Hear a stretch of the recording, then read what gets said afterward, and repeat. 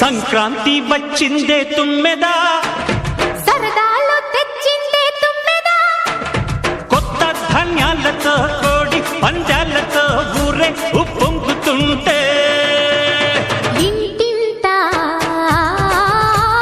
పేరంటం, ఊరంతా ఉల్లాసం.